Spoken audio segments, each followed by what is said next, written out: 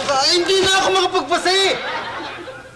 Ang lakas-lakas ng galawin. Naghahabol lang kami ng letra eh. Kasi binabasa ko rin yung binabasa mo. Nababasa mo yun. Bilis-bilis mo magmasaya sa... Sabi ko naman sa'yo, Bulong, palibing mo na yun. 100 taon na yun, hindi pa rin...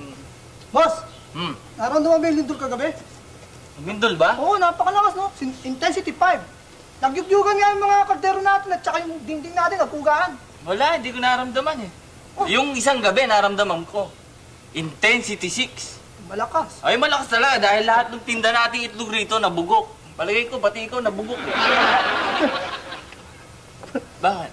5, 6? 5, intensity 6. Parang pautang yun sa inyo yung lindol eh, no? Sa amin, mas malakas ang lindol.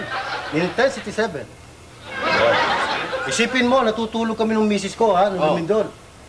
Ba, sa lakas ng lindol, nagkapalit sila ng biyanong ko. Katabi ko na, biyanong ko. Palagay ko, gawa-gawa lang ng biyero ng lindol. Ba, hindi, malakas talaga lindol sa amin.